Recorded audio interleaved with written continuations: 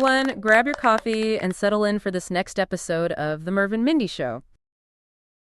Okay, so I have to admit something. Ever since I started working on this podcast, I can't stop humming I Can See Clearly Now. That is such a great tune. And I think our special guest has really nailed the perfect song to use on today's show. Okay, so what are we shedding light on today, Mindy? We're talking about getting clear on who your buyers are. I mean, really understanding them. Yeah, not just demographics, but their decisions, their motivations, why they do what they do. Exactly.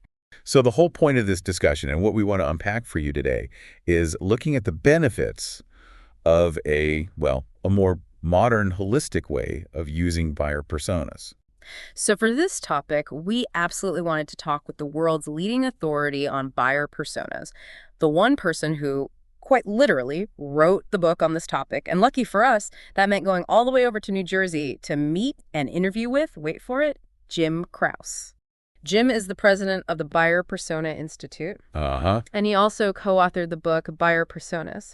And if that's not enough, he is the brains behind the renowned 5 Rings framework, which helps businesses understand the mindset and behaviors of buyers as they move through their purchasing process. So to get started, Jim went back to real basics, breaking down the typical buyer journey into 3 core elements for us. First is the buyer's recognition of a problem that has a material impact on their business. Second, the researching of solutions for their problem. And lastly, determining how a purchase will actually be decided upon and then made. Wow.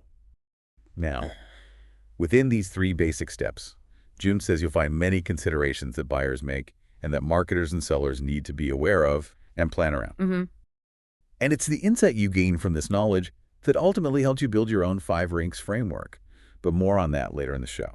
Let's first look into some of those great insights that Jim gave us, starting with understanding the problem. So, buyers now approach purchasing decisions with a more defined and deliberate process. Okay. Particularly when it comes to complex or high-value solutions. It often starts with a recognition of a problem or a need. So they realize that there's a pain point that needs to be solved. Exactly. Maybe their current software is outdated. Maybe their marketing campaigns are underperforming, or, they need to streamline a specific process, but they're aware of the fact that something needs to change. And then what happens? Well, then comes the research phase. And, this is where they're scouring the internet. They are, diving into industry forums. They're comparing different solutions. They're attending webinars or conferences. There was a recent study by Gartner, actually, that found that B2B buyers spend almost 40% of their buying journey just consuming online content. So they're really trying to eliminate as many options as possible. And before they have to or want to talk with a vendor directly. Okay, yeah. So where are they getting all this information? Well, that is where habitats comes into play. Okay, I love this concept of habitats. Yeah, it refers to the, information sources that buyers are utilizing. Everything from industry websites and online communities to social media platforms, podcasts, and even in-person events. So it's not just one central location. It's really an entire ecosystem. Exactly. Where our buyers are living. And it's really important to understand where your specific buyers are. Yeah. Because it varies widely depending on your industry and your target audience. Okay, so can you give us an example? Sure. If you're talking about tech-savvy buyers, okay, they might be going to, online review platforms like G2 or Katera. Right.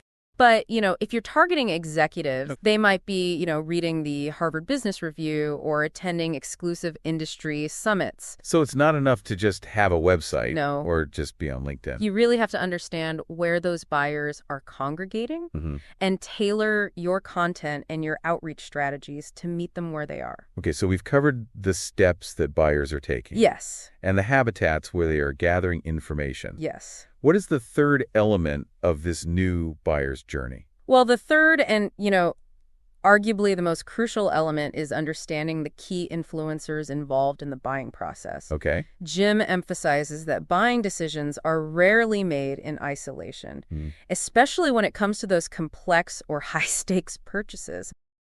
So I guess the point to really take away here is that it's not just about trying to find and engage the final decision maker. Exactly. You've got to look much wider and deeper. Okay. Because for these types of high consideration purchase, it's about identifying and understanding who is involved in their entire buying committee. I've always been a little curious about this concept of the buying committee. Yeah. Is it really like a formal boardroom situation, or is it more nuanced than that? It's definitely more nuanced. It's much more fluid and dynamic than a lot of people realize. Okay. It really encompasses anyone who influences the decision, whether directly or indirectly. Okay. So this could include, a department heads, technical experts, end users, even external consultants. So it's a whole network of individuals Absolutely. that have different perspectives and different levels of influence over that final decision. Exactly. And recognizing the existence and the dynamics of this buying committee Right. is absolutely essential when it comes to crafting targeted messages Okay. that are going to resonate with each one of those key players. It sounds like we are just scratching the surface here. We are. But we've uncovered some really valuable insights already. Absolutely. And I, for one, am eager to learn more about how we can translate all of this into some actionable strategies. Which is exactly what we'll do once we come back after this important and heartfelt message.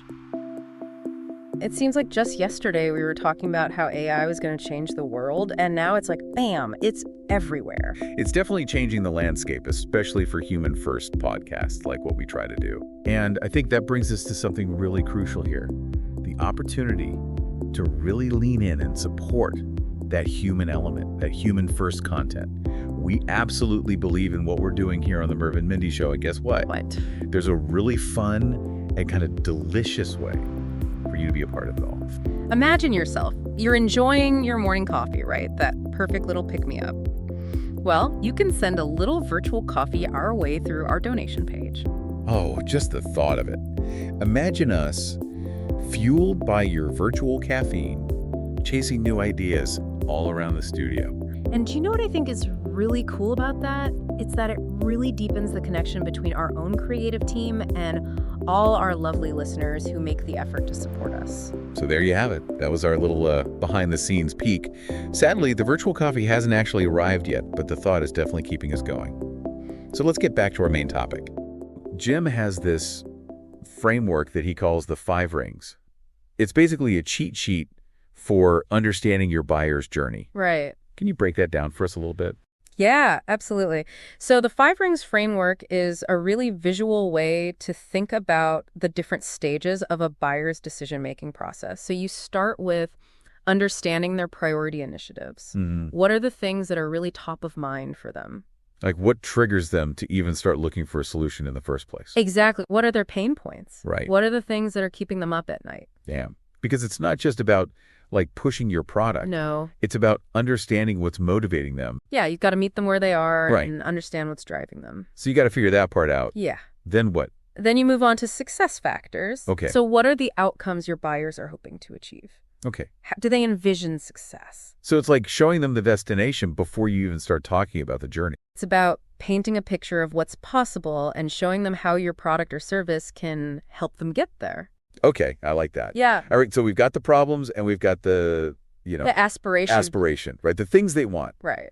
Now what? Well, then we have to acknowledge the perceived barriers. Oh, those are always fun. Yeah, those are the things that are holding them back. Fears, anxieties, doubts, all that good stuff. Exactly. What are their concerns? What risks are they worried about? These could be anything from budget constraints to implementation challenges Oh, yeah. to even just worrying about switching vendors or disrupting their current workflow. Absolutely. And by addressing these concerns head on, you can build trust and differentiate yourself from the competition. Right. It's about demonstrating that you understand their challenges and that you have solutions to help them overcome them. So it's like preemptively answering those tough questions before they even ask them. You're reading their minds. Yeah, like I know what you're thinking. Okay, so that's barriers. Then we have decision criteria. Okay. What are the key questions buyers are asking as they evaluate their options? Mm-hmm. What information do they need to make an informed decision? Okay. So by anticipating these questions, you can tailor your marketing and sales messages to provide the specific information they're seeking. So it's like giving them the answers to the test before they even take it. Exactly. You're making it easy for them to choose you. Okay. And then finally, we have the buyer's journey. And of course, this is what we started looking at the beginning of today's show, so it sort of brings us back full circle. Exactly. This is about understanding the steps they take from the moment they first become aware of a problem to the point where they make a purchase. It's about creating a seamless experience that guides them through each stage of the process, providing the right information and support at the right time. Well, this has been really eye-opening, and I have to say, we both learned so much from interviewing Jim. But just when we thought we'd wrap things up, Jim took us down a really interesting new path by bringing in the topic of AI and also sales enablement. Now, unfortunately, we haven't the time to bring you that whole story in this episode, but we are going to leave you with a little snippet of what Jim said, which we know will get your brain pounding. So let's pull this together. This one sentence: we have to market to machines now, not just humans. Marketing to machines. Wow. To coin a phrase from The Wizard of Oz, that statement alone tells you we're not in Kansas anymore. Oh, wow. You guys are in for a real treat with part 2 of this show. I can honestly say that Jim's going to take you all down that yellow brick road and offer up some really wizard insights. And on that note, here's a final thought for everyone. If you need help researching your buyers or with removing any obstacles that might be in the way of building your own persona profiles, remember Jim and the Buyer Persona Institute are here to help. In fact, Jim has actually given us a guidebook called 21 Ways Companies Are Using Modern Buyer Personas to help you get started. You can download it now via a link in our social posts or in our podcast and YouTube descriptions. All right, everyone, we've hit the end of today's amazing show. A huge thank you to our incredible guest, Jim Kraus, and of course to all of you fabulous listeners for tuning in. And in case you're wondering, let's also give a big thank you to today's sponsors, the Merv and Mindy Show. Hang on. That's us. Why is marketing sponsoring our own show? Well, our lovely marketing team have opened a brand new creative service that involves us. Oh, really? Exciting. What have they cooked up? It's quite brilliant, actually. You, our lovely listeners, get to work with us directly whilst we become the on-screen hosts and talent for your own sales and marketing efforts. It means you can now hire us to do things like host your sales videos, present training tutorials, or help you launch new products. Just visit our website, www.themervandmindushow.com, for more details. Right. Very clear. But is there an iced macchiato in it? They are so nice. Why don't you close the show out for our lovely listeners, and then I'll go and get you a macchiato.